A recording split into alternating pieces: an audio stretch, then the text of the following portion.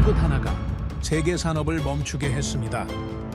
석유의 시대가 저물어 가는데 왜 사우디의 왕은 그들에게 투자하게 되었을까요?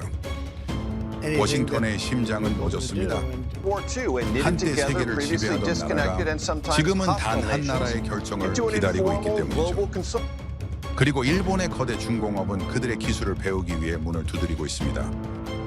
이건 단순한 유행입니까? 아니면 패권의 이동입니까? 그들은 싸우지 않았습니다. 대신 미래를 만들었죠. 그리고 이제 세계는 그들이 만든 길 위를 걷고 있습니다. 그 나라는 바로 대한민국입니다. 지금부터 그 놀라운 현장 속으로 들어가 보시죠. 미국에서 날아온 충격적인 이야기. 바로 시작합니다.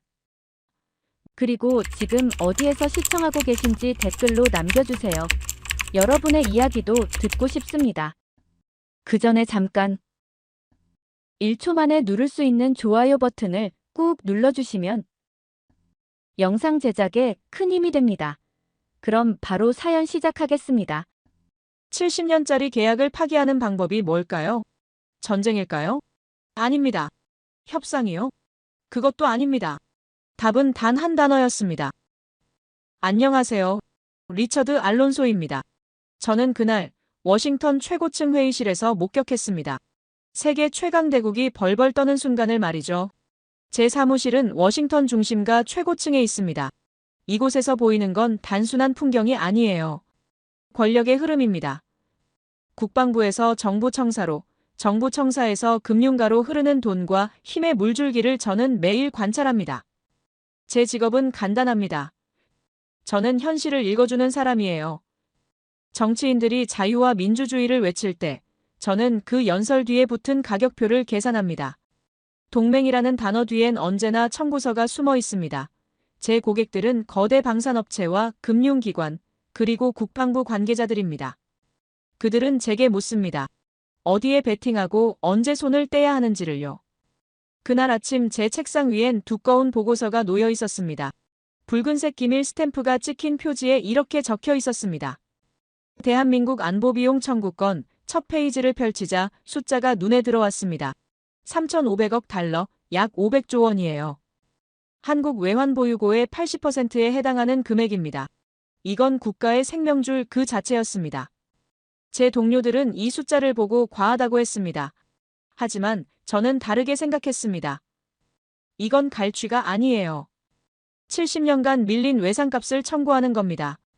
세계 최강의 안보 서비스를 70년간 이용한 구독료를 이제 현실화하는 것뿐입니다. 오후 2시, 저는 방산업체 이사진 앞에 섰습니다. 대형 스크린에 한국이라는 글자가 크게 떠올랐습니다. 저는 간단 명료하게 설명했습니다. 걱정할 것 없다고요. 한국은 우리의 가장 완벽한 고객이라고 말입니다. 이사 중 한 명이 질문을 던졌습니다. 만약 한국이 거부하면 어떻게 하겠습니까? 저는 짧게 답했습니다. 그럴 리 없다고요. 하지만 만약 그런다 해도 우리에겐 카드가 있습니다. 주한미군이라는 카드와 더 강력한 무언가가 있다고 말입니다. 회의가 끝났습니다. 저는 확신에 차서 사무실로 돌아왔습니다. 이번 주가 지나면 한국은 협상 테이블로 올 것입니다. 어떻게든 이 금액을 깎아달라고 애걸할 것이라고 생각했습니다. 저는 최종 보고서를 작성하며 이렇게 적었습니다. 예상 결과, 이번 주 내 협상 요청 예상, 한국은 벼랑 끝에서 언제나 청구서를 지불한다고 말입니다. 하지만 그날 저녁 모든 것이 빗나가기 시작했습니다. 제 컴퓨터 화면에 긴급 뉴스 알림이 떴습니다. 서울발 속보였습니다. 저는 별 생각 없이 클릭했습니다. 화면에 한국증권가 풍경이 가득 찼습니다. 패닉 상태였습니다. 주가가 폭락하고 있었고 환율이 치솟고 있었습니다. 저는 고개를 끄덕였습니다. 예상대로라고 생각했습니다. 그런데 카메라가 전환됐습니다. 정부 집무실이 화면에 나타났습니다. 한국 정부 수반이 책상 앞에 앉아 있었습니다. 저는 위스키 잔을 들며 생각했습니다. 아마 국민을 안심시키는 담화를 발표하겠구나. 최대한 빨리 미국과 협상하겠다고 말하겠구나. 하지만 제 예상은 완전히 빗나갔습니다. 그는 카메라를 정면으로 응시했습니다. 그의 눈빛이 예사롭지 않았습니다. 저는 무심코 소리를 키웠습니다. 그리고 그가 입을 열었습니다. 3,500억 달러에 대해선 단 한마디도 없었습니다. 돈 얘기는 아예 꺼내지도 않았습니다. 대신 그는 이렇게 선언했습니다. 전시작 전권을 회복하겠다고요. 제 손에서 위스키 잔이 흔들렸습니다. 회복이라고요? 환수가 아니라 회복이라고요? 저는 두 단어의 차이를 즉시 이해했습니다. 환수는 돌려받는다는 뜻입니다. 허락을 구하는 겁니다. 미국이 승인해야 가능한 것입니다. 하지만 회복은 완전히 다릅니다. 원래 정상 상태로 돌아간다는 뜻입니다. 이건 요청이 아니었습니다. 선언이었습니다. 통보였습니다. 저는 화면을 멍하니 바라봤습니다. 이건 제가 예상한 시나리오가 아니었습니다. 한국은 지금 500조 원이라는 청구서 앞에서 돈 협상을 하는 게 아니었습니다. 주권을 이야기하고 있었습니다. 이게 대체 무슨 상황입니까? 벼랑 끝에 몰린 고객이 가격을 깎아달라고 해야 정상 아닙니까? 그런데 지금 이 사람은 구독 자체를 취소하겠다고 선언하고 있었습니다. 저는 급히 다른 채널들을 확인했습니다. 주요 외신들도 해외 언론들도 이 장면을 생중계하고 있었습니다. 전 세계가 지금 이 순간을 보고 있었습니다. 자막이 화면 하단에 흘러갔습니다. 한국 정부 전자권 회복 선언, 70년 만에 주권 회복 통보. 제 전화기가 울리기 시작했습니다. 방산업체 고객이었습니다. 목소리가 다급했습니다. 알론소, 이게 무슨 상황이냐고 몇 시간 전 회의에선 괜찮다고 하지 않았느냐고요. 저는 말문이 막혔습니다. 뭐라 답해야 할지 몰랐습니다. 저는 전화를 끊고 모니터를 응시했습니다. 한국이라는 파일을 열었습니다. 리스크 등급이 안정에서 변동으로 바뀌어 있었습니다. 누군가 실시간으로 업데이트한 것입니다. 그리고 그 밑에 메모가 하나 추가되어 있었습니다. 한국 방산 세계 4위 수출국, 반도체 공급망 핵심, 더 이상 과거의 한국이 아니다. 저는 깊게 숨을 들이쉬었습니다. 뭔가 잘못됐습니다. 제가 뭔가 놓쳤던 겁니다. 저는 화면을 계속 바라봤습니다. 한국 정부 수반의 눈빛이 화면에 가득했습니다. 그 눈빛엔 두려움이 없었습니다. 오히려 확신이 있었습니다. 70년간 참아온 무언가를 이제 더 이상 참지 않겠다는 확신 말입니다. 저는 새 보고서를 작성하기 시작했습니다. 제목이 바뀌었습니다. 대한민국 긴급 재평가 필요, 예상 시나리오 전면 수정. 제 손가락이 키보드 위에서 멈췄습니다. 그리고 저는 처음으로 느꼈습니다. 불안감을요. 이 게임이 제가 생각했던 것보다 훨씬 복잡하다는 것을요. 창밖으로 워싱턴의 야경이 펼쳐졌습니다. 하지만 저는 그 불빛이 예전 같지 않았습니다. 뭔가 흔들리고 있었습니다. 70년간 완벽하게 작동하던 시스템에 균열이 생기고 있었습니다. 한국은 무릎을 꿇지 않았습니다. 오히려 그들은 일어서고 있었습니다. 그리고 그 시작은 단 한 단어였습니다. 회복. 저는 그 단어가 앞으로 무엇을 의미할지 아직 몰랐습니다. 하지만 한 가지는 확실했습니다. 제가 아는 세계가 바뀌기 시작했다는 것을요. 그리고 저는 그 변화의 한가운데 서 있었습니다. 그날 밤 저는 잠을 이루지 못했습니다. 사무실 책상 앞에서 모니터를 응시한 채 새벽을 맞이했습니다. 화면엔 그 한 단어가 계속 떠올랐습니다. 회복, 단 두 글자였지만 그 무게는 충격적이었습니다. 저는 30년간 이 일을 해왔습니다. 동맹국들이 어떻게 움직이는지 알고 있었습니다. 그들은 언제나 패턴이 있었습니다. 요구를 받으면 협상을 시작합니다. 금액을 깎으려 노력합니다.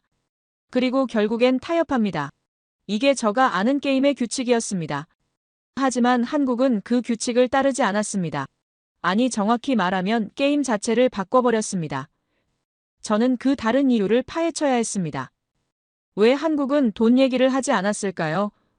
왜 회복이라는 단어를 선택했을까요? 저는 컴퓨터에 두 단어를 나란히 타이핑했습니다. 환수와 회복, 겉으로 보기엔 비슷해 보입니다. 둘 다 무언가를 되찾는다는 뜻이니까요.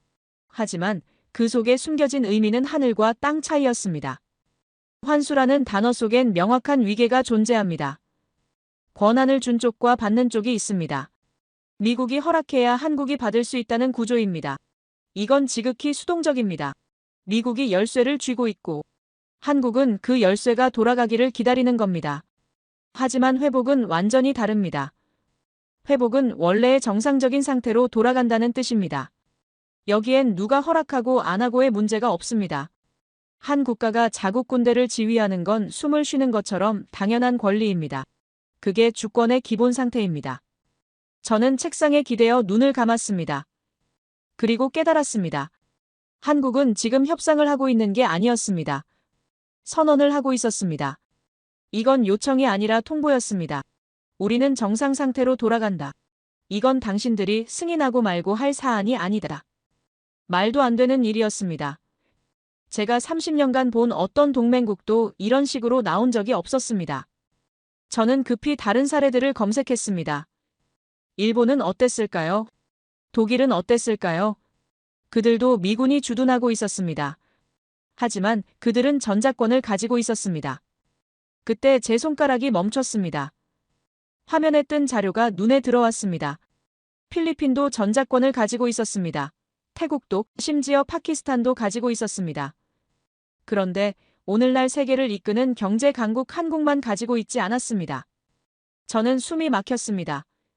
이게 말이 됩니까? 세계 12위 경제대국, 반도체를 만들고 자동차를 수출하고 문화로 전 세계를 사로잡는 나라가 자국 군대를 지휘할 권리가 없었다는 겁니다. 이건 비록 동맹이라는 이름으로 포장되어 있었지만 그 실체는 종속이었습니다. 저는 의자에서 일어나 창가로 갔습니다. 새벽 5시에 워싱턴은 고요했습니다. 하지만 제 머릿속은 소란스러웠습니다. 한국 정부 수반이 왜 그토록 회복이라는 단어를 고집했는지 이제 이해가 됐습니다. 그는 이 문제를 군사기술의 영역에서 국가 정체성의 영역으로 격상시킨 겁니다. 그의 메시지는 명확했습니다.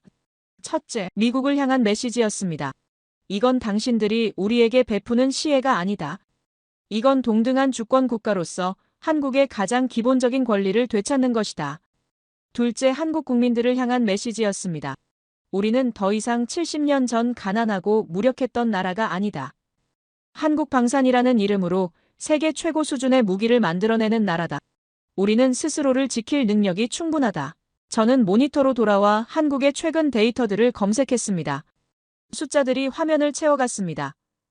한국 방산 수출 세계 4위, 반도체 점유율 세계 1위, 조선업 수주 세계 1위. 이 나라는 약속이라도 한 듯 모든 분야에서 정상을 향해 달려가고 있었습니다. 그리고 저는 깨달았습니다. 한국은 이미 바뀌어 있었습니다. 제가 알던 그 수능적이고 예측 가능한 고객이 아니었습니다. 그들은 별처럼 빛나는 경제 강국이 되어 있었고 이제 그에 걸맞은 주권을 요구하고 있었습니다. 제 전화기에 새벽 6시 알람이 울렸습니다. 평소라면 운동을 하러 나갈 시간이었습니다. 하지만 저는 움직일 수 없었습니다. 저는 계속 생각했습니다. 한국 정부가 이 선언을 하기까지 얼마나 많은 고민을 했을까요? 70년이라는 동맹의 관성을 거스르는 건 엄청난 용기가 필요한 일입니다. 저는 다시 화면으로 돌아갔습니다. 한국 정부 수반의 연설 영상을 재생했습니다. 그의 목소리는 떨리지 않았습니다. 그의 눈빛은 흔들리지 않았습니다. 저는 그 눈빛에서 뭔가를 봤습니다. 70년 만에 완전한 독립을 향해 나아가려는 뜨겁고 고독한 의지를 봤습니다.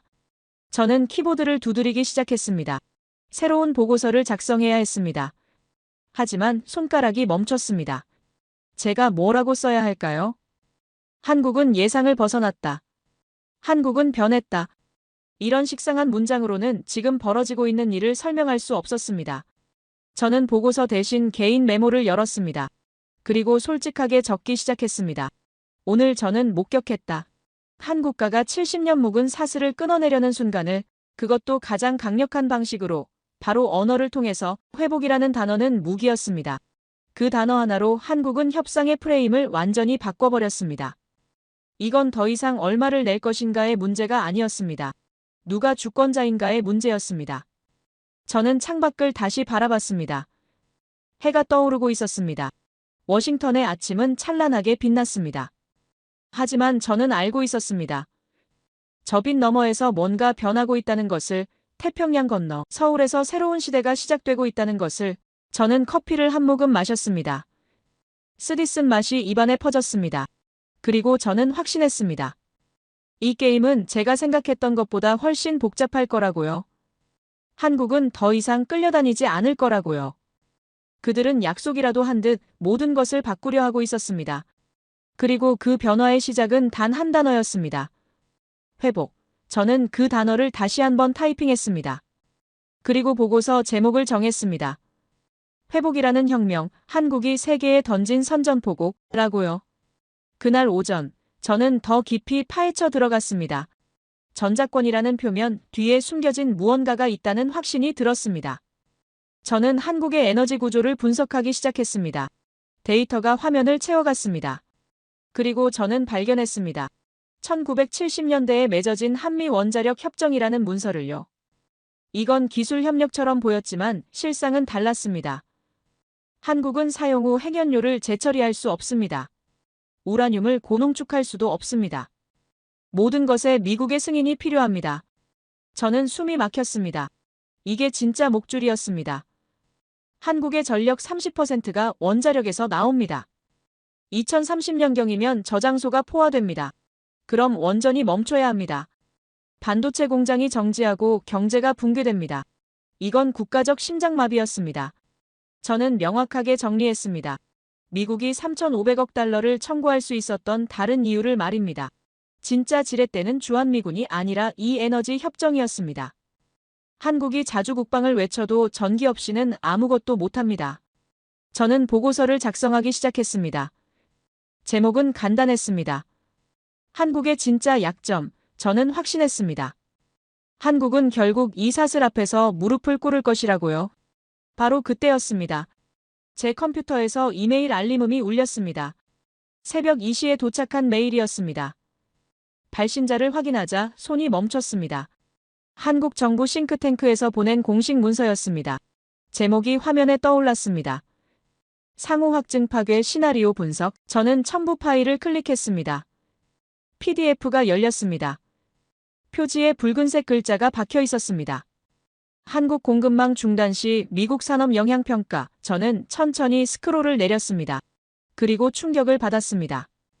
첫 페이지에 이렇게 적혀 있었습니다.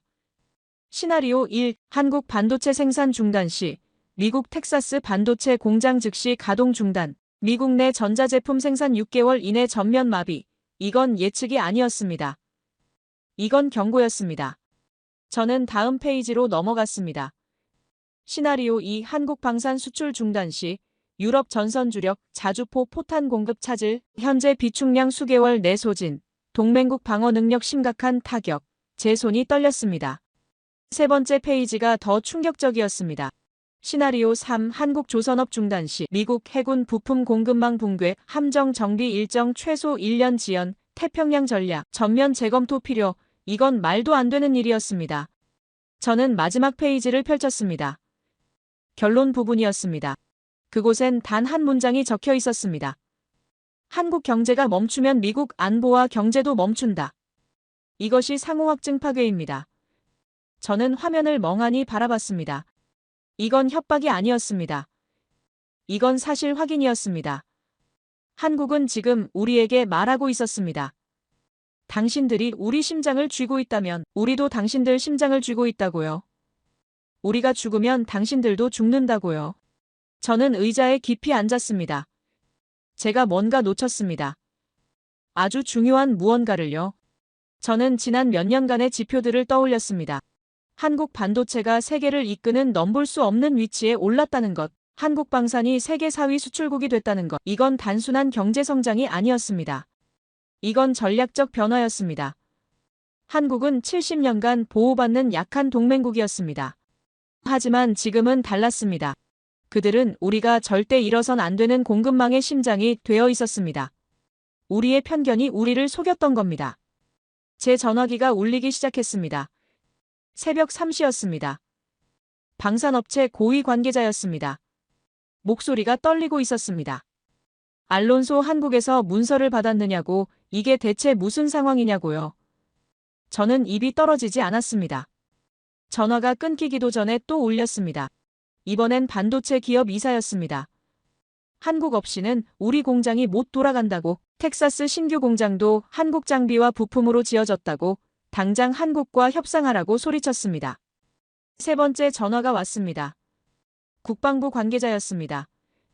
유럽 동맹국들이 한국산 무기에 의존하고 있다고, 만약 한국 방산이 멈추면 나토 방어선에 구멍이 뚫린다고, 이건 농담이 아니라고 말했습니다.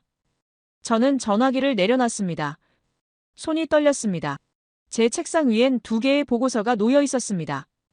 하나는 제가 방금 작성한 한국의 약점 분석이었고, 다른 하나는 한국에서 보내온 상호 확증 파괴 시나리오였습니다. 저는 깨달았습니다. 우리가 한국에 에너지를 쥐고 있는 동안 한국은 우리의 미래를 쥐고 있었던 겁니다. 이건 일방적 종속이 아니었습니다. 이건 상호 의존이었고 동시에 상호 파괴였습니다. 창밖으로 워싱턴의 새벽이 밝아오고 있었습니다. 하지만 저는 그 빛이 예전 같지 않았습니다. 뭔가 근본적인 것이 바뀌었습니다. 70년간 우리가 믿었던 힘의 구조가 무너지고 있었습니다. 저는 한국에서 보낸 문서를 다시 펼쳤습니다. 마지막 문장을 다시 읽었습니다.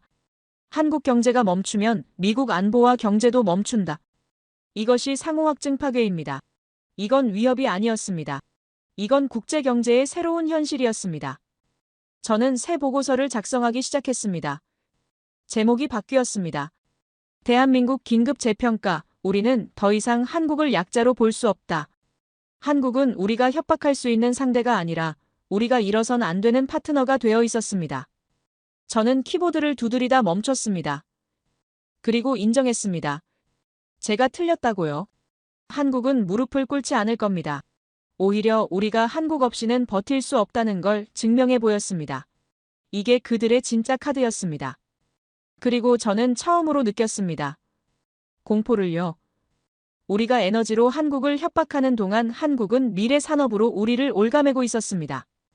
이건 문화적으로도 국제 경제적으로도 완전히 새로운 게임이었습니다. 저는 화면을 응시했습니다. 한국이라는 나라가 새롭게 보였습니다. 그들은 더 이상 우리의 고객이 아니었습니다. 그들은 우리와 함께 죽고 함께 살아야 하는 운명 공동체가 되어 있었습니다. 며칠이 흘렀습니다. 워싱턴과 서울 사이엔 이상한 정적이 흘렀습니다. 우리는 에너지 카드를 쥐고 있었고 한국은 공급망 카드를 쥐고 있었습니다. 양쪽 모두 방아쇠를 당길 수 없었습니다. 이건 교착 상태였습니다. 저는 그 시간 동안 계속 생각했습니다. 한국이 왜 이토록 확신에 차 있었는지를요. 얼마 전에 봤던 한국 정부의 눈빛과 똑같았습니다. 두려움이 없는 눈빛, 오히려 뭔가를 확신하는 눈빛 말입니다. 그날 오후, 제 사무실 문을 두드리는 소리가 들렸습니다. 미래 기술팀 애널리스트였습니다. 그는 태블릿을 들고 있었습니다. 알론소 씨, 이걸 봐야 합니다. 한국 관련 보고서인데 심상치 않습니다. 저는 태블릿을 받아들었습니다. 화면에 뜬 제목이 눈에 들어왔습니다. 아모지 석유 시대 종말을 예고하는 아시아의 중심에서 시작된 혁명. 저는 눈살을 찌푸렸습니다. 지금 에너지 경계를 다투는 판에 무슨 미래 기술 타령입니까? 하지만 애널리스트는 물러서지 않았습니다. 투자자 명단을 보십시오. 저는 스크롤을 내렸습니다. 그리고 손이 멈췄습니다. 아마존, 사우디 아람코, 삼성, SK, 미쓰비시, 총 투자 금액 4천억 원. 저는 다시 읽었습니다. 사우디 아람코요? 석유의 왕이 친환경 스타트업에 투자한다는 게 말이 됩니까? 저는 고개를 들어 애널리스트를 바라봤습니다. 그가 말했습니다. 이게 바로 충격적인 진실입니다. 아람코는 자신들의 종말을 예감하고 있는 겁니다. 저는 다시 화면을 응시했습니다. 회사 설명란을 읽기 시작했습니다. 아모지, 미국에 설립된 암모니아 기반 수소 운송 기술 회사, 공동 창업자 4명 모두 MIT 출신 한국인 박사. 저는 숨을 들이쉬었습니다. 한국인이라고요? MIT 박사 4명이 만든 회사라고요? 저는 더 깊이 읽어내려갔습니다. 핵심 기술, 액화수소의 영하 253도 저장 문제를 암모니아 결합 방식으로 해결, 상온 운송 가능, 특허 등록 완료. 저는 태블릿을 내려놨습니다. 이게 무슨 의미입니까? 애널리스트가 설명하기 시작했습니다. 수소는 미래 에너지입니다. 하지만 영하 253도로 냉각해야 해서 운송이 불가능했습니다. 그런데 이 한국인들이 그 금기를 깼습니다. 저는 의자에 기댔습니다. 영하 253도 문제가 해결됐다고요? 그럼 수소를 석유처럼 운송할 수 있다는 겁니까? 애널리스트가 고개를 끄덕였습니다. 바로 그겁니다. 암모니아의 수소를 결합시켜 상온에서 운반하고 목적지에서 다시 분리하는 겁니다. 저는 화면을 다시 봤습니다. 기술 설명이 계속됐습니다. 이 기술이 상용화되면 선박, 중공업, 발전소 모두 탈탄소화가 가능합니다. 석유 시대가 끝나고 수소 시대가 시작됩니다. 그리고 그 기술 패권을 주도하는 건 한국입니다. 저는 입이 마르는 걸 느꼈습니다. 사우디 아람코가 왜 투자했는지 이제 이해가 됐습니다. 그들은 자신들의 시대가 끝나가는 걸 알고 있었습니다. 그래서 다음 시대의 주인공에게 미리 손을 내민 겁니다. 이건 투자가 아니었습니다. 이건 항복이었습니다. 저는 애널리스트에게 물었습니다. 이 회사의 진행 상황은 어떻습니까? 그가 다음 페이지를 넘겼습니다. 이미 실증 테스트 완료했습니다. 대형 선박에 적용 가능한 수준입니다. 2030년경이면 상용화될 것으로 예상됩니다. 2030년 제 머릿속에서 뭔가 연결됐습니다. 한국의 원전 저장소가 포화되는 시점도 2030년입니다. 설마 이게 우연일까요? 저는 화면을 다시 봤습니다. 그리고 깨달았습니다. 한국은 시간을 벌고 있었던 겁니다. 회복 선언으로 우리의 주의를 끌고 상호 확증 파괴로 우리를 묶어두고 그 사이에 완전히 새로운 에너지 혁명을 준비하고 있었던 겁니다. 아모지가 성공하면 한국은 더 이상 우리의 원자력 협정이 필요 없습니다. 저는 의자에서 일어났습니다. 창밖을 바라봤습니다. 워싱턴의 하늘이 맑았습니다. 하지만 제 머릿속은 폭풍우였습니다. 모든 조각이 맞춰지기 시작했습니다. 한국 정부의 확신에 찬 눈빛 회복이라는 선언 상호 확증 파괴 문서, 그리고 아모지. 이건 우연이 아니었습니다. 이건 치밀하게 계획된 전략이었습니다. 한국은 우리가 현재의 에너지를 쥐고 흔드는 동안 미래의 에너지를 만들고 있었던 겁니다.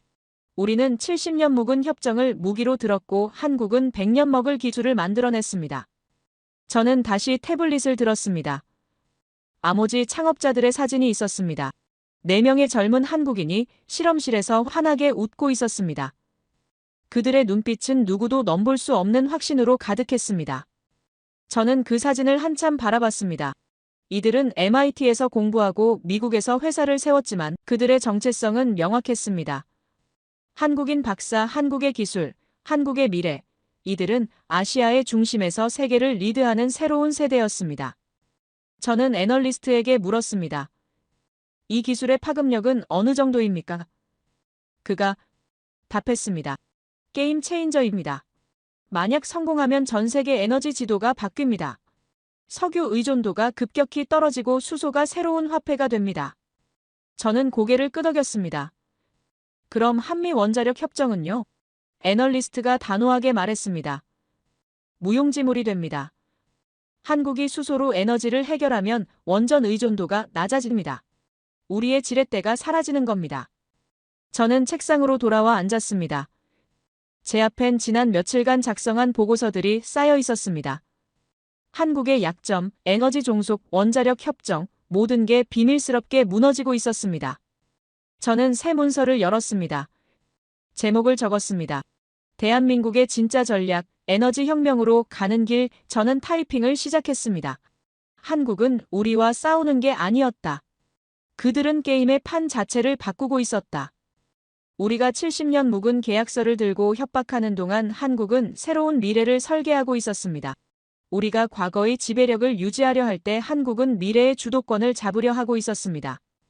저는 다시 아모지 창업자들의 사진을 봤습니다. 4명의 젊은 얼굴이 화면에 가득했습니다. 그들은 실험실에서 웃고 있었지만 그들이 만들어내는 건 단순한 기술이 아니었습니다. 그들은 한국의 완전한 독립을 만들고 있었습니다. 저는 깨달았습니다. 한국 정부가 왜 그토록 확신에 차 있었는지를요. 그들에겐 비밀 무기가 있었습니다. 바로 이 젊은 과학자들이었습니다. MIT에서 돌아온 박사들이 한국의 미래를 리드하고 있었던 겁니다. 저는 보고서 마지막 문장을 적었습니다. 우리는 원자력으로 한국의 현재를 흔들었다. 한국은 수소로 우리의 미래를 흔들고 있다. 이것이 기술 패권을 둘러싼 새로운 전쟁이다. 저는 파일을 저장했습니다. 그리고 창밖을 바라봤습니다. 태평양 너머 서울에서 뭔가 새로운 것이 태어나고 있었습니다. 그리고 그것은 우리가 알던 모든 경계를 무너뜨릴 것입니다. 저는 그날 밤 잠을 이루지 못했습니다. 아모지라는 이름이 머릿속을 맴돌았어요. 저는 사무실로 돌아왔고 그들의 기술백서를 꺼냈습니다. 이번엔 제대로 파헤쳐 들어가기로 했습니다. 화면에 기술 설명이 펼쳐졌습니다. 암모니아 기반 수소 운송 기술. 저는 천천히 읽기 시작했어요. 수소는 본질적으로 미래 에너지의 답입니다. 태울 때 물만 나오니까요. 탄소가 제로입니다. 하지만 100년간 인류는 이 수소를 쓸 수 없었습니다. 왜냐고요? 영하 253도라는 심연 같은 온도 때문이었습니다. 수소를 액체로 만들려면 이 극저온까지 냉각해야 해요. 이건 엄청난 에너지와 비용이 듭니다. 게다가 운송 중에 조금만 온도가 올라가도 폭발 위험이 있었죠. 그래서 전 세계 과학자들이 100년간 이 문제를 풀려고 했습니다. 하지만 실패했어요. 액화수소는 너무 위험했고 너무 비쌌습니다. 그래서 수소 경제는 꿈으로만 남아 있었죠. 그런데 이 4명의 한국인 박사가 완전히 다른 방법을 찾아낸 겁니다. 저는 화면을 응시했습니다. 그들의 아이디어는 파격적이었어요. 수소를 직접 액화하지 말자 대신 암모니아에 붙이자는 거였습니다. 암모니아는 질소 하나에 수소 셋이 붙은 분자입니다. 그리고 놀랍게도 영하 33도면 액화됩니다. 영하 253도가 아니라 영하 33도요. 이건 일반 냉장고 수준입니다. 게다가 암모니아는 이미 100년 넘게 비료로 전 세계에서 운송되고 있었습니다. 저는 숨을 참았습니다. 이게 각성의 순간이었어요. 한국인들은 불가능한 것에 도전한 게 아니라 아예 문제를 우회해버린 겁니다. 영하 253도라는 장벽을 넘지 말고 돌아가자고 한 거예요. 다음 페이지를 넘겼습니다. 더 놀라운 내용이 나왔어요. 이들은 암모니아에서 수소를 다시 분리하는 기술도 개발했습니다. 목적지에 도착하면 암모니아를 질소와 수소로 나누는 거예요. 그리고 그 수소로 선박을 움직이고 발전소를 돌립니다. 저는 의자에 깊이 기댔습니다. 이게 완성되면 어떻게 될까요? 수소를 석유처럼 탱크에 담아 배로 실어 나를 수 있습니다. 전 세계 어디든 수소를 공급할 수 있어요. 석유 시대가 했던 모든 걸 수소로 할 수 있게 되는 겁니다. 아니, 정확히는 석유보다 더 나아집니다. 왜냐하면 수소는 탄소가 없으니까요. 선박도, 중공업도, 발전소도 모두 깨끗해집니다.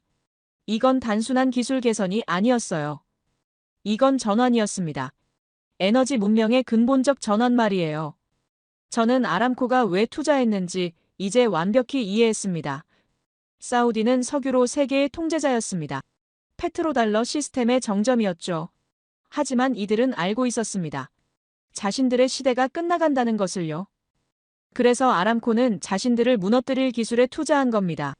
이건 항복이었고 동시에 생존 전략이었어요. 수소 시대가 온다면 그 시대의 플레이어로 남아야 하니까요. 석유 왕국이 수소 왕국 앞에 무릎을 꿇은 순간이었습니다. 저는 다시 아모지 창업자들의 프로필을 봤습니다. 4명 모두 MIT에서 화학공학과 에너지공학을 전공했어요. 그들의 이력이 화면에 떴습니다. 논문 수십 편, 특허 다수, 그리고 공통점이 하나 있었습니다. 모두 한국에서 태어나 한국에서 교육받고 미국으로 건너간 사람들이었습니다. 저는 그들의 인터뷰 영상을 찾아 재생했어요. 한 창업자가 카메라를 보며 말했습니다. 우리는 책임감을 느낍니다. 한국이 우리를 키웠으니 한국의 미래에 기여하고 싶습니다. 저는 화면을 멈췄습니다. 책임. 이 단어가 가슴에 꽂혔어요. 이들은 단순히 돈을 벌거나 성공하려는 게 아니었습니다. 이들은 조국의 에너지 주권을 되찾으려 하고 있었습니다.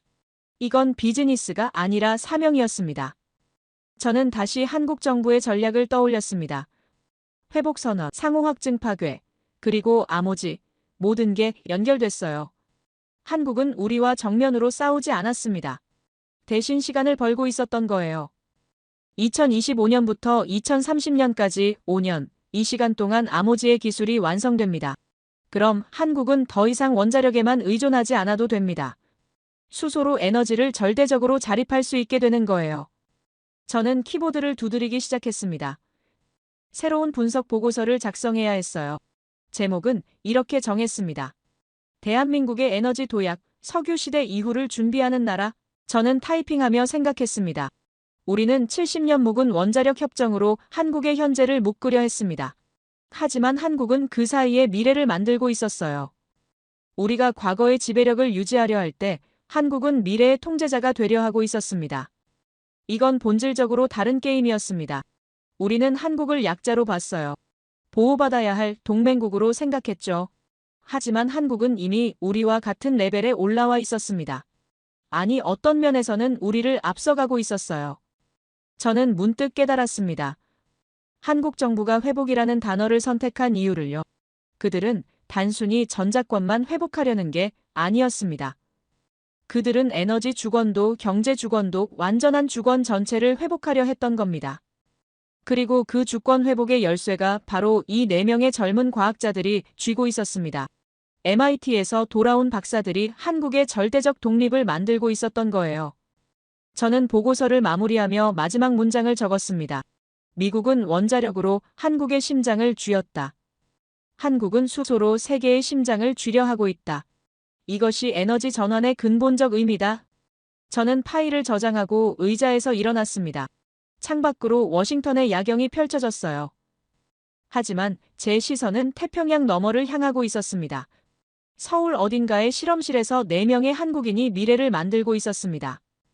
저는 그들의 사진을 다시 봤습니다. 환하게 웃고 있는 젊은 얼굴들이요. 그들은 알고 있었을까요? 자신들이 단순히 기술을 개발하는 게 아니라 조국의 완전한 독립을 만들고 있다는 것을요. 저는 확신했습니다. 한국은 더 이상 우리에게 의존하지 않을 거라고요. 2030년이 되면 한국은 에너지에서도 군사에서도 경제에서도 완전히 자립한 나라가 될 것입니다. 그리고 그 파격적 변화의 중심엔 이 젊은 과학자들이 있었습니다. 저는 모니터를 끄며 마지막으로 생각했습니다. 우리는 한국을 70년간 우리의 그늘 아래 두려 했습니다. 하지만 한국은 그 그늘에서 자라 이제 스스로 빛을 만들어내고 있었습니다. 그리고 그 빛은 세계를 바꿀 것입니다. 그날 아침, 저는 사무실에서 커피를 마시고 있었습니다. 지난 며칠간의 분석이 머릿속을 맴돌았어요. 한국의 전략, 아모지의 기술 모든 조각들이 맞춰지고 있었죠. 바로 그때 제 컴퓨터에서 속보 알림이 울렸습니다. 주요 경제 매체에서 보낸 긴급 뉴스였어요. 저는 클릭했습니다. 화면에 뜬 헤드라인이 눈에 들어왔습니다. 사우디 아람코 한국 수소 스타트업의 추가 투자 결정. 저는 커피잔을 내려놨습니다. 추가 투자라고요? 이미 4천억 원을 투자했는데 또요? 저는 기사를 읽기 시작했습니다. 아람코가 아모지의 대규모 후속 투자를 단행했다는 내용이었습니다. 기사는 계속됐습니다. 아람코 CEO의 발언이 인용되어 있었어요. 수소는 미래 에너지의 본질이다. 아모지의 기술은 글로벌 시장을 흐름을 바꾸는 혁신이다.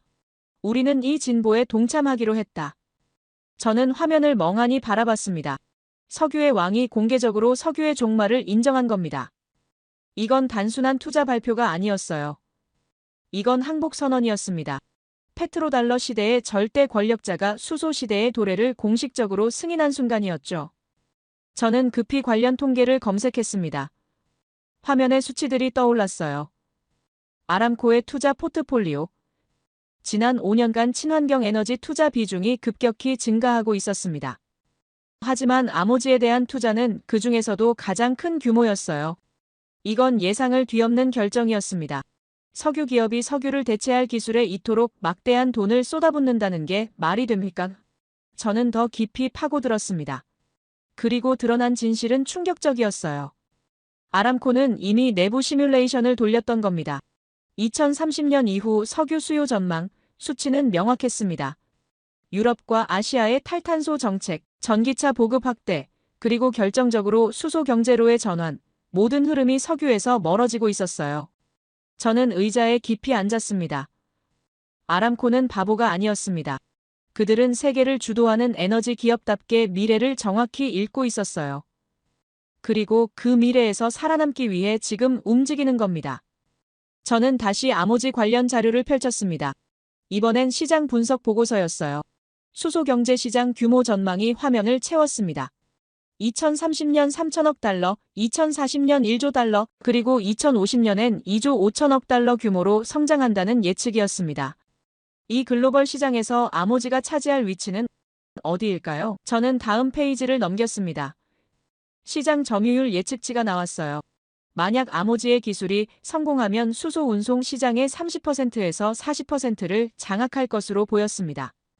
저는 계산기를 두드렸습니다. 수치가 나왔어요. 2040년 기준 약 3천억 달러에서 4천억 달러 규모입니다. 이건 한 나라의 GDP에 맞먹는 금액이었습니다. 4명의 한국인 박사가 만든 회사가 이만한 가치를 창출할 수 있다는 겁니다. 저는 숨을 깊이 들이쉬었습니다. 이제 모든 게 이해됐어요. 아람코가 왜 서둘러 추가 투자를 단행했는지 말입니다. 이건 단순한 재무적 결정이 아니었습니다. 이건 생존을 위한 선택이었어요. 저는 다시 한국의 전략을 떠올렸습니다. 회복선언으로 시작해서 상호 확증 파괴로 시간을 벌고 그 사이에 아모지를 키워낸 것, 이 모든 게 하나의 완벽한 그림이었습니다. 저는 키보드를 두드리기 시작했어요. 새 보고서에 제목을 적었습니다. 대한민국의 완벽한 전략, 70년 종속에서 세계를 주도하는 국가로의 인식의 전환. 저는 타이핑하며 감탄했습니다. 이건 정말 예술이었어요. 한국은 우리와 정면으로 싸우지 않았습니다. 대신 게임의 규칙을 바꿔버렸어요. 우리가 원자력으로 협박할 때 한국은 수소로 미래를 만들었습니다. 우리가 70년 묵은 계약서를 흔들 때 한국은 100년 먹을 기술을 개발했어요. 저는 문득 한국의 문화적 유산을 떠올렸습니다. 이 나라는 70년 전 전쟁의 폐허였습니다. 하지만 그들은 포기하지 않았어요. 한강의 기적을 만들어냈고 반도체 강국이 됐으며 문화로 세계를 사로잡았죠.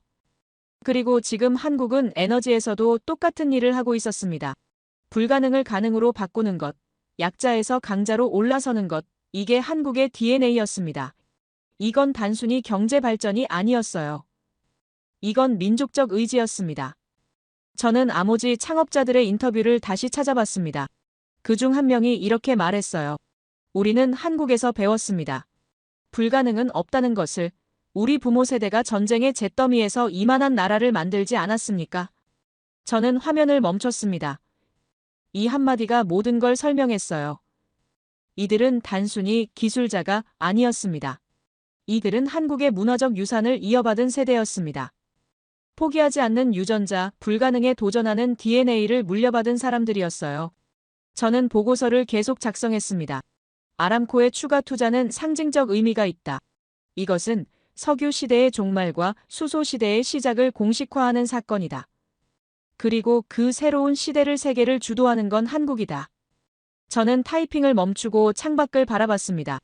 워싱턴의 하늘이 맑았어요. 하지만 저는 알고 있었습니다. 저 하늘 너머에서 세계가 바뀌고 있다는 것을요.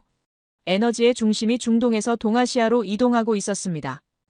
저는 다시 통계를 확인했습니다. 한국의 에너지 기술 투자 추이가 화면에 떴어요. 지난 10년간 꾸준히 증가하고 있었습니다. 특히 수소와 재생에너지 분야에서 급격한 성장이 보였어요. 이건 우연이 아니었습니다. 한국은 오래전부터 준비하고 있었던 겁니다. 원자력 협정의 굴레를 벗어날 방법을 수십 년간 모색해왔던 거예요.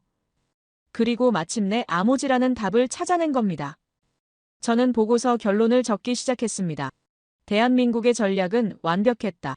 전자권 회복으로 군사 본질을 되찾고 상호 확증 파괴로 협상력을 확보하고 아모지로 에너지 독립을 완성한다. 이것이 진정한 인식의 전환이다. 저는 마지막 문장을 적었습니다.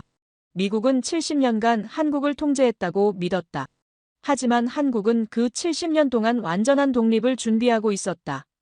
그리고 2030년 한국은 누구에게도 의존하지 않는 완전한 주권 국가가 될 것이다. 저는 파일을 저장했습니다. 그리고 다시 아람코 뉴스를 봤어요. 석유의 왕이 한국 청년들 앞에 무릎 꿇은 날, 이 날짜는 역사에 기록될 것입니다. 에너지 패권이 바뀐 날로 말이에요. 저는 의자에서 일어나 창가로 갔습니다. 태평양 너머 서울 어딘가에서 4명의 젊은 과학자가 일하고 있었습니다. 그들은 알고 있을까요? 자신들이 단순히 회사를 키우는 게 아니라 역사를 쓰고 있다는 것을요. 저는 확신했습니다. 한국은 해냈다고요. 70년 종속의 사슬을 끊고 미래를 스스로 만들어냈습니다. 그리고 그 진보의 중심엔 문화적 유산을 이어받은 젊은 세대가 있었습니다. 저는 그들에게 경의를 표했습니다. 아람코의 추가 투자 발표 이후 저는 긴급 회의를 준비했습니다. 이 변화를 고객들에게 보고해야 했어요. 제 상급자인 제임스 존슨 부사장도 회의실에 들어왔습니다. 존슨은 50대 후반의 베테랑이었습니다. 그는 80년대 일본의 전성기를 직접 목격한 사람이에요. 그의 부인이 일본인이었고 도쿄에서 오랜 시간을 보냈죠. 그래서 그는 항상 아시아 문제에선 자신이 전문가라고 생각했습니다. 저는 프레젠테이션을 시작했습니다. 대형 스크린에 아모지 자료가 떠올랐어요. 한국인 창업자들의 기술이 세계를 이끄는 혁신이 될 것이라고 설명했죠. 아람코의 추가 투자가 그 증거라고 말했습니다. 그때 존슨이 끼어들었습니다. 알론소 잠깐만요. 자네 요즘 한국에 너무 빠진 거 아닌가요? 회의실이 조용해졌어요. 존슨의 목소리는 차갑게 가라앉았습니다. 그가 계속 말했습니다. 저는 아시아 사정을 잘 압니다. 제 아내가 일본인이고 80년대 도쿄를 경험했죠. 그때 일본을 봤습니다. 소니와 도요타가 세계를 제패하던 시절을요.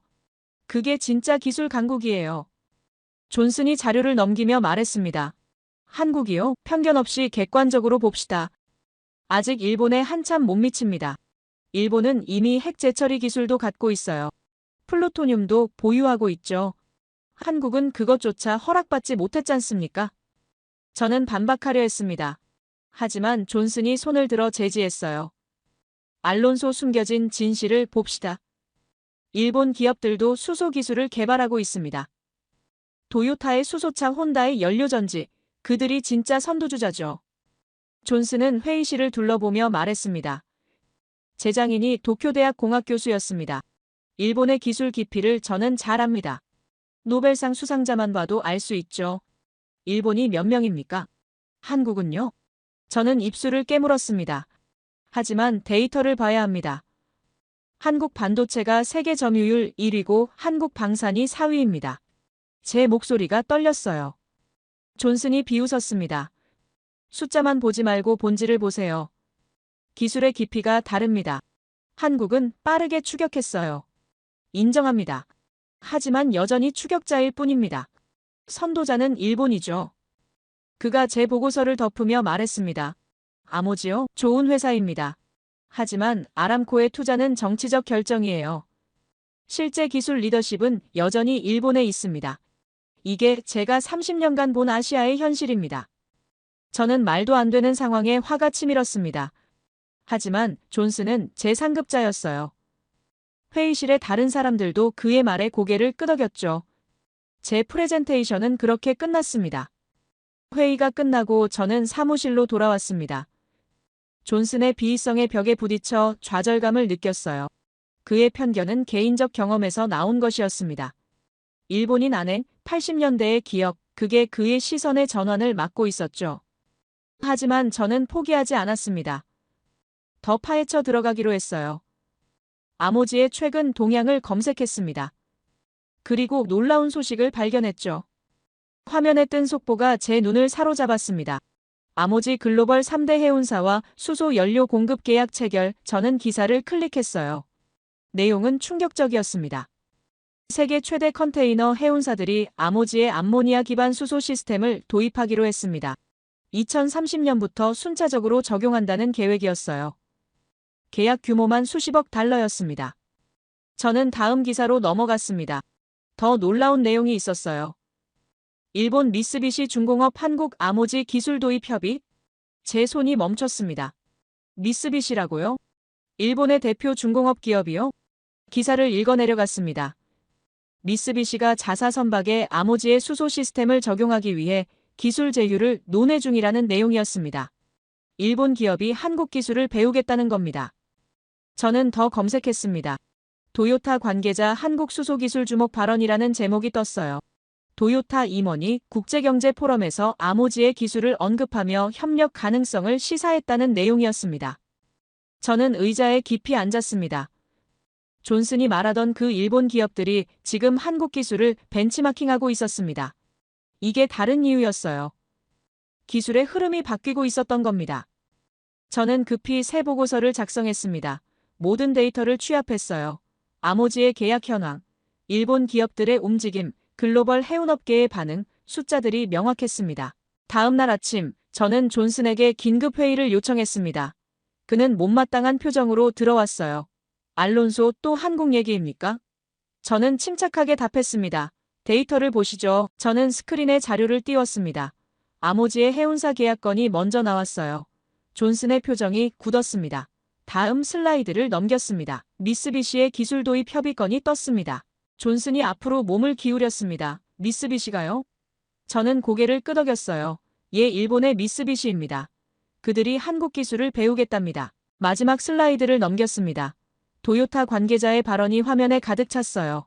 존슨은 말이 없었습니다. 저는 조용히 말했습니다. 어제 말씀하신 그 도요타입니다. 회의실이 고요했습니다. 존슨이 화면을 한참 바라보다 천천히 입을 열었어요. 알론소 이게 정말입니까? 저는 자료를 넘겼습니다. 공식 보도 자료들입니다. 존슨이 의자에 기댔습니다. 그의 목소리가 낮아졌어요. 일본 기업들이 한국 기술을. 저는 말했습니다. 시대가 바뀌고 있습니다. 이게 구조적 변화입니다. 저는 계속 설명했습니다. 80년대 일본이 전자와 자동차를 지배했던 건 맞습니다. 하지만 문화적으로도 기술적으로도 세대가 교체됐습니다. 지금은 한국이 반도체와 배터리와 수소를 선도합니다. 존슨이 고개를 끄덕였습니다. 그의 확신이 흔들리고 있었어요. 저는 마지막 슬라이드를 보여줬습니다. 아람코와 미쓰비시와 도요타, 세 회사의 로고가 나란히 떠 있었습니다. 저는 말했습니다. 석유의 왕도, 일본의 중공업도, 자동차 거인도 모두 한국 청년들의 기술을 인정했습니다. 이게 2025년의 현실입니다. 존슨이 한참을 침묵하다 입을 열었습니다. 알론소 자네 말이 맞았네. 내가 과거에 갇혀 있었어. 시대가 정말 바뀌었군. 그의 목소리엔 인정이 담겨 있었습니다. 저는 창밖을 바라봤습니다. 워싱턴의 하늘이 맑았어요. 하지만 저는 알고 있었습니다. 진짜 혁명은 태평양 너머에서 일어나고 있다는 것을요.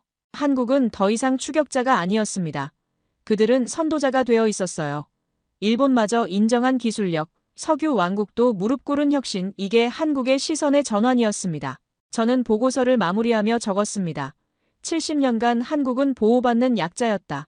하지만 이제 한국은 세계를 이끄는 강자다. 그리고 그 변화를 가장 먼저 알아본 건 그들의 경쟁자들이었다. 그날 밤, 저는 사무실에 홀로 남았습니다. 창밖으론 워싱턴의 야경이 펼쳐졌어요. 하지만 제 시선은 책상 위에 쌓인 보고서들을 향하고 있었습니다.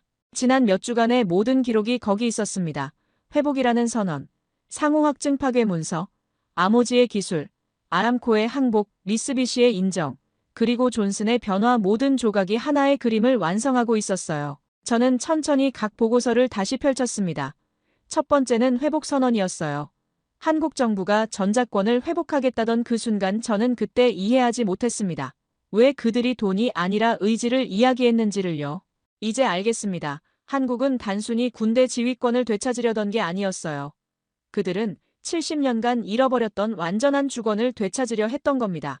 군사 주권, 에너지 주권, 경제 주권, 모든 것을요. 두 번째 보고서를 폈습니다. 상호 확증 파괴 시나리오였어요. 한국이 보내온 그 문서는 협박이 아니었습니다. 그건 사실 확인이었죠. 우리가 서로 얽혀 있다는 것. 어느 한쪽이 무너지면 둘 다 무너진다는 것. 저는 웃음이 나왔습니다. 우리는 한국을 약자로 봤어요. 하지만 한국은 이미 우리가 절대 잃어선 안 되는 파트너가 되어 있었습니다. 반도체 없이 우리 공장이 못 돌아가고 방산 무기 없이 우리 동맹이 흔들리는 상황이었죠. 세 번째는 아모지 보고서였습니다. 4명의 젊은 한국인이 만든 기술이 세상을 바꾸고 있었어요. 영하 253도라는 100년 장벽을 우회하는 도전 정신, 석유 시대를 끝내는 혁명, 이게 한국 청년들의 답이었습니다. 저는 그들의 사진을 다시 봤습니다. 실험실에서 환하게 웃고 있는 4명의 얼굴이요. 그들은 단순히 사업가가 아니었습니다. 그들은 조국에 대한 책임감으로 움직이는 사람들이었어요. 한국이 키워준 은혜를 갚겠다는 의지를 가진 세대였습니다. 저는 의자에서 일어나 창가로 갔습니다. 워싱턴의 불빛이 반짝이고 있었어요. 하지만 저는 깨달았습니다. 세계의 중심이 이동하고 있다는 것을요. 미국뿐만 아니라 이제 아시아의 중심에서도 미래가 만들어지고 있었습니다. 그리고 그 중심엔 한국이 있었습니다.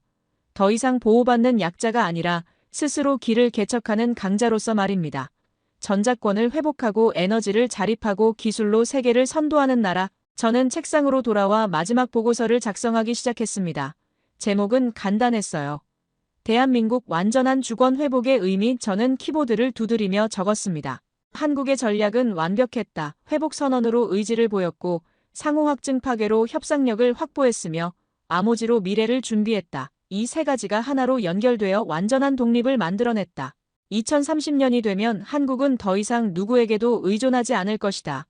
군대는 스스로 지휘하고 에너지는 스스로 생산하며 기술로 세계를 이끌 것이다. 이것이 진정한 주권 국가의 모습이다. 저는 타이핑을 멈추고 생각했습니다. 한국이 이렇게 할 수 있었던 이유가 뭘까요? 저는 지난 몇 주간 본 것들을 떠올렸습니다. 한국 정부의 확신에 찬 눈빛, 청년 과학자들의 헌신, 기업들의 단결. 이건 단순히 정부나 기업이나 개인의 노력이 아니었습니다.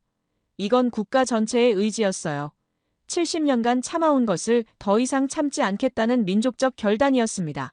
저는 다시 타이핑을 시작했습니다. 한국은 전쟁의 폐허에서 일어났다.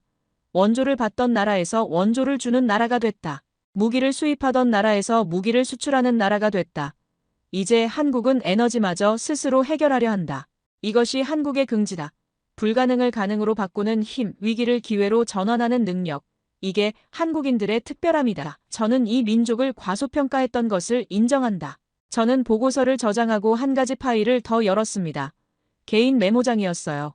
공식 보고서가 아닌 제 솔직한 생각을 적기 시작했습니다. 나는 30년간 이 일을 해왔다. 동맹국들이 어떻게 움직이는지 안다고 생각했다. 하지만 한국은 내가 아는 모든 규칙을 깼다. 그들은 예측 불가능했고 동시에 완벽하게 계획적이었다. 회복이라는 단어 하나로 70년 프레임을 바꿨다. 상호 확증 파괴로 우리를 묶어뒀다. 그 사이에 아모지로 미래를 만들었다. 이건 외교가 아니라 예술이었다. 나는 한 나라가 이토록 치밀하고 대담할 수 있다는 걸 몰랐다. 저는 문득 화면을 전환했습니다. 인터넷에서 아모지 실험실의 최근 영상을 찾아봤어요. 한국 어딘가의 연구소였습니다. 젊은 과학자들이 장비를 점검하고 있었죠. 카메라가 그들의 얼굴을 비췄습니다. 진지하면서도 희망찬 표정이었어요. 그들은 알고 있었을까요? 자신들이 단순히 기술을 개발하는 게 아니라 조국의 완전한 독립을 만들고 있다는 것을요. 영상 속 한 연구원이 동료에게 뭔가를 설명하고 있었습니다. 그의 눈빛엔 긍지가 가득했어요. 이 기술로 한국이 에너지 독립을 이룬다는 자부심, 세계에 기여한다는 사명감이 느껴졌습니다. 저는 영상을 멈추고 그 장면을 한참 바라봤습니다. 이들이야말로 진짜 애국자들이었습니다. 말로만 조국을 사랑한다고 외치는 게 아니라 실험실에서 밤을 새우며 조국의 미래를 만드는 사람들이었어요. 저는 개인 메모에 마지막 문장을 적었습니다. 나는 오늘 목격했다. 한 나라가 70년 종속의 사슬을 끊고 완전한 주권을 되찾는 과정을, 그리고 그 과정의 중심엔 책임감 있는 청년들이 있었다. 저는 파일을 저장하고 의자에 기댔습니다. 제 30년 경력에서 가장 인상 깊은 사례였어요. 약자가 강자가 되는 과정, 종속이 독립으로 변화하는 순간 이 모든 걸 저는 생생히 지켜봤습니다. 창밖으로 동이 트기 시작했습니다. 워싱턴의 새벽이 밝아오고 있었어요. 하지만 저는 알고 있었습니다. 진짜 새로운 아침은 태평양 너머 서울에서 시작되고 있다는 것을요. 저는 모니터를 끄며 마지막으로 생각했습니다. 한국은 해냈다. 전자권을 회복하고 에너지를 자립하고 기술로 미래를 열었다. 이제 그들은 미국뿐만 아니라 어떤 나라에도 의존하지 않는 완전한 주권 국가가 될 것이다. 그리고 그 변화의 중심엔 회복이라는 단어가 있었다. 단 한 단어였지만 그 무게는 70년이었다. 한국은 그 무게를 견뎌내고 마침내 일어섰다. 저는 그들에게 경의를 표한다. 머지않아 대한민국은 아시아의 중심에서 세계를 이끄는 나라가 될 것입니다. 그리고 저는 그 순간을 기대하며 지켜볼 것입니다. 한 나라가 완전한 독립을 이루는 그 찬란한 순간을 말입니다. 끝까지 들어주셔서 감사합니다. 모두 안녕히 계세요. 오늘의 사연 어떻게 들으셨나요? 한 나라가 스스로의 길을 선택한다는 게 이렇게 큰 의미일 줄은 몰랐네요. 누군가에겐 단순한 결정처럼 보였을지도 모르지만 그 안에는 오랜 시간 쌓여온 자존심과 미래를 향한 믿음이 담겨 있었던 것 같아요. 힘으로 얻는 것보다 더 어려운 건 누구의 허락도 없이 스스로의 방향을 정하는 거겠죠. 그리고 그게 진짜 독립이 아닐까 하는 생각도 듭니다. 세상은 늘 변하고 우리가 아는 강자와 약자의 위치도 언젠가는 바뀌죠. 이번 이야기는 그 변화의 한복판에서 누가 진짜로 준비된 나라인가를 보여준 것 같아요. 이제 남은 건 우리 각자의 시선이겠죠. 여러분은 오늘 이야기를 어떻게 보셨나요?